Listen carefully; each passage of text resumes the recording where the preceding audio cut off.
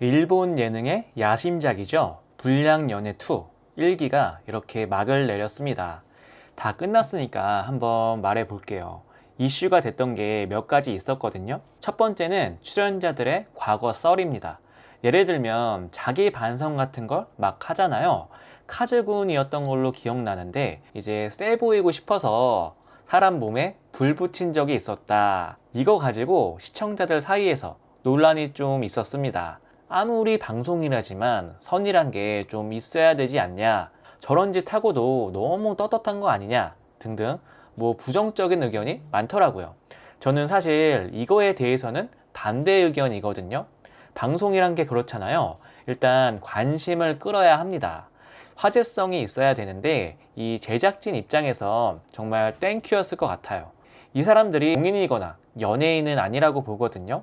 어떻게 보면 여기 출연한다는 것 자체가 굉장히 모험입니다.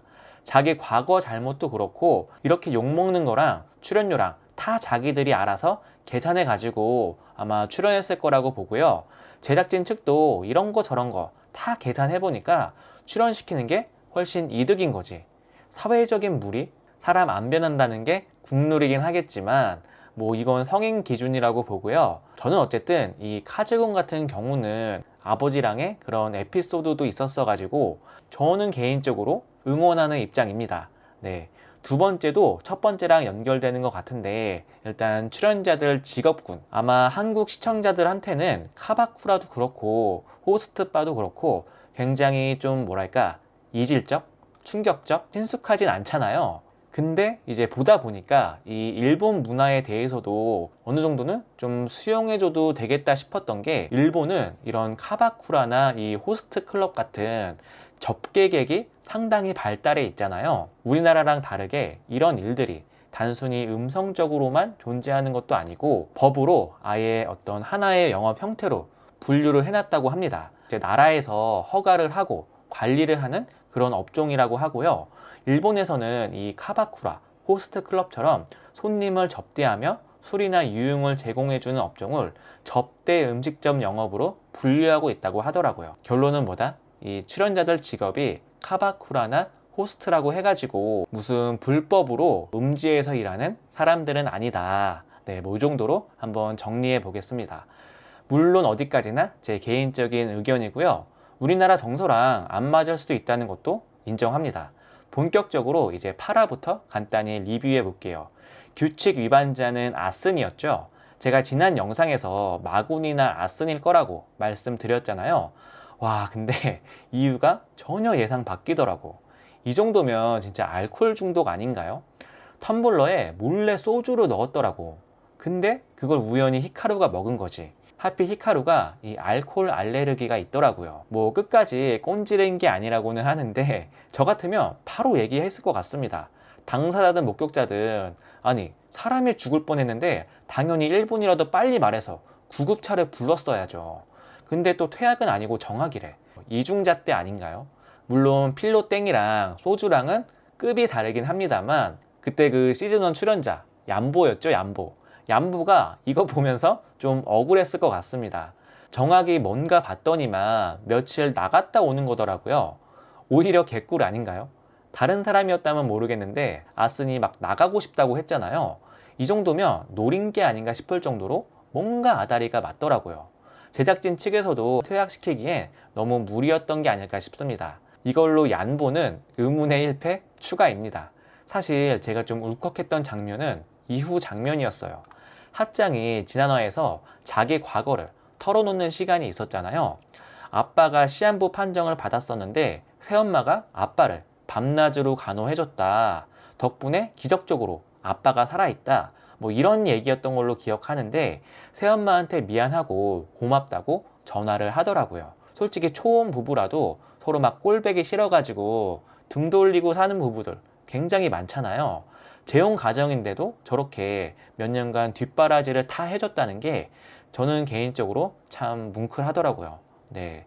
뭐 로또 맞을 확률이라고 하면 좀 과장인가? 그렇잖아요. 1, 2년도 아니고 몇 년씩이나 저렇게 했다는 게 보통 일은 아닙니다, 진짜. 그리고 나서 본격적으로 1박 2일 데이트권을 따려고 남자들끼리 대결을 했는데요. 오래 매달리기? 와, 근데 양아치들 치고는 너무 매갈이 없는 거 아닌가요? 레오였나? 손에 땀이 나서 그랬다는데 솔직히 진짜 짜치더라고. 10초였나? 진짜 제가 뭐 허세 부리는 게 아니라요. 솔직히 매달리기 20초는 초등학생들도 합니다. 어쨌든 카즈군이 이겼어요. 루루랑 데이트를 나갑니다. 갈 때도 막 목걸이 채워주면서 야스는 절대 안 된다고 하는데 다들 진짜 귀엽더라고. 근데 호텔이 진짜 와, 야스는 둘째치고 시설부터 진짜 지리더라고요. 카즈군이 자기 얘기를 하거든요. 엄마 아빠 이혼한 얘기부터 시작해서 이제 아빠가 가정폭력이 심했던 이야기를 하면서 가지볶음 얘기를 합니다. 보통은 이제 가지볶음을 다 안 좋아하잖아요. 근데 사연이 있더라고. 엄마가 집 나가기 전까지 가지볶음을 자주 해줬었나 봐요. 카즈군한텐 이게 뭐랄까? 그 소울 푸드였던 거지. 얘가 되게 불쌍합니다. 물론 사람 몸에 불 지른 거 진짜 하면 안 되는 잘못이지만 얘가 이제 살아온 인생 자체가 되게 느와르해요. 얘는 진짜 좀 잘 됐으면 좋겠다는 생각이 들 정도로 짠합니다. 뭐 본인 피셜이지만 지금은 어쨌거나 자리를 잡고 열심히 살고 있다고도 하잖아요. 제가 들어도 구구절절 짠한데 루루는 어땠겠어요? 아주 모성의 발동입니다. 진짜 호스트는 호스트더라고요. 네, 호스트답게 잘 꼬셨고요. 아니 근데 제작진도 좀 그랬던 게 저렇게 매력있고 혈기왕성한 남녀를 한 방에 가두면 당연히 서로 막 물고 빨고 하는 거 아닌가요?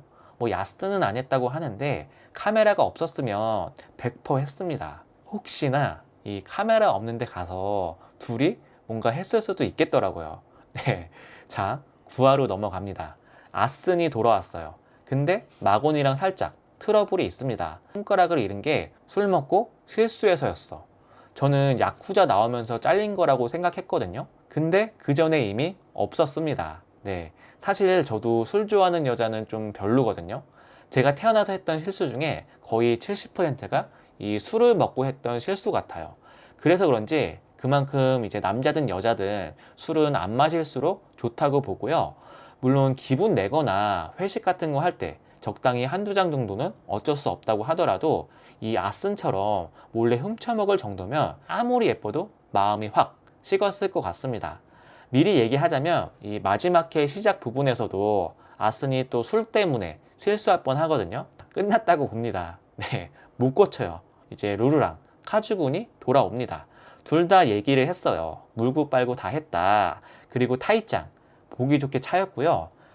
진짜 이거 보면서 저는 이 타이밍이 진짜 중요하구나 뭐 이런 것들을 새삼 느꼈거든요. 만약에 1박 2일 데이트를 타이짱이 갔더라면 어땠을까. 아니 타이짱도 도쿄에 있다 그러고 또 둘이 뭔가 비슷해요. 의외였던 건 히카루가 와가지고 다른 여자 더 알아보라고 막 응원을 하더라고요. 카메라 없을 때 짰나? 마리린이 엄청 적극적이더라고. 솔직히 여자가 저렇게 적극적이면 보통 남자 입장에선 둘 중 하나거든요. 조금이라도 마음 있는 여자가 저러면 남자도 혹합니다. 그런데 진짜 1도 마음이 없는데 저런다? 너무 부담스럽고 막 더 싫은 티 내고 싶을 정도로 마음이 팍팍 식어요. 타이짱의 입장이 어땠을지는 뒤에 10화 보면 나옵니다. 10화 얘기로 바로 넘어가 볼게요. 마지막 밤이었죠. 이제 이 히카루 얘기부터 해보겠습니다. 마음을 못 정했다면서 계속 저울질을 하거든요. 근데 진짜 히카루도 징하더라고. 마지막 날쯤 됐으면 정할 법도 하잖아요. 의외로 보가 되게 남자다워요. 타이짱은 좀 실망인 게 또다시 히카루한테 갑니다. 저는 이거 보면서 히카루가 진짜 여우구나 싶었달까? 어장에서 나간 고기를 다시 잡아왔어. 와, 할 말이 없습니다, 진짜. 그리고 나서 이제 우리의 아리상이 등장했죠. 히카루 앞에서 막 자작곡이라면서 재롱을 부렸고요. 근데 뭐랄까 저는 참 모르겠더라고요. 소신 발언하겠습니다. 이게 일본어라서 그랬나? 저는 솔직히 듣자마자 윙 했습니다. 또 히카루 표정도 뭐랄까 그냥 방송이니까 막 호응해주는 느낌이었달까? 그러면서 이제 남자들끼리 막 좋았다 힘내보자 뭐 이런 의기투합 같은 게 나왔고요. 바로 이제 최종 선택 이야기로 넘어갑니다. 선택 방식이 시즌 1이랑은 좀 바뀌었어요. 여자도 선택할 수 있게 됐고요. 제일 먼저 나선 건 마군, 모두의 예상처럼 아스카, 아슨을 골랐고요. 아까도 말했지만 이 술 문제는 진짜 가벼운 일이 아니거든요. 술버릇 못 고친다? 저는 둘이 금방 헤어질 거라고 봅니다. 다음은 핫짱. 저는 사실 핫짱 같은 스타일도 나쁘지 않다고 보거든요. 뭔가 소심하면서도 선머슴 같은 부분이 있잖아요. 이런 연애 프로그램에선 최적화된 인물은 아닌 것 같은데 사귀면 또 되게 헌신적인 스타일 같고요. 보한테 고백했는데 차였습니다. 뭔가 장난 잘 치고 서로 이제 티키타카가 잘 되면 호감으로 변하는 경우가 많거든요. 딱 요런 케이스야. 좀 아쉬웠던 게 둘이 좀만 더 일찍 친해졌으면 어땠을까, 뭐 요런 아쉬움이 남더라고요. 다음은 아리인데요. 히카루한테 고백합니다.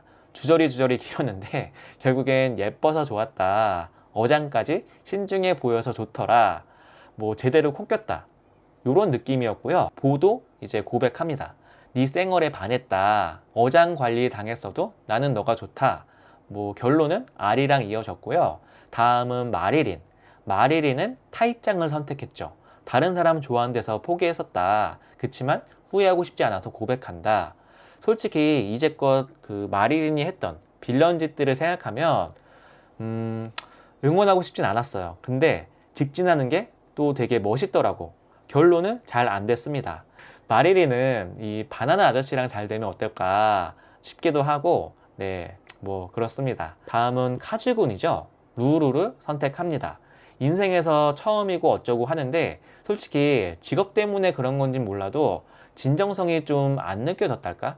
여자들이 이런 눈치가 되게 빠르거든요. 타일장 얘기는 굳이 안 할게요. 루루한테 차였고요. 레오도 이제 현실의 벽을 넘을 수는 없었다, 자기 상처 주기 싫다, 뭐 요렇게 정리가 됐습니다. 결론은 카즈군을 선택했는데요. 솔직히 근데 오래 갈 수 있을까? 저는 좀 잘 모르겠더라고요. 이렇게 마군, 아슨, 아리, 히카루, 그리고 카즈군이랑 루루 세 커플이 나왔고요. 더 충격적인 건 사실 마지막입니다.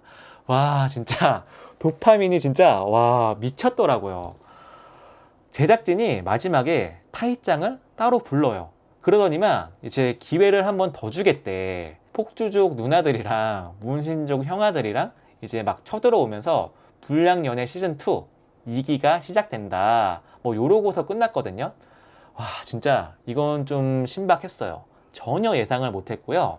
어쨌든 총평하자면 최종 선택은 사실 너무 뻔한 느낌이 들어서 좀 지루했다. 그리고 이런 거 볼 때마다 느끼는 거지만 남녀 관계에서 이 타이밍이 굉장히 중요하더라. 그리고 이제 진정성도 중요하다. 이런 모든 것들을 뒤집을 수 있는 게 단 하나, 외모. 네, 외모가 중요하다. 이번에 카즈군이랑 루루 보면서 좀 확실해졌습니다. 2기는 또 궁금하네. 이게 편집발인지는 모르겠는데 1기보다는 더 와일드해 보입니다.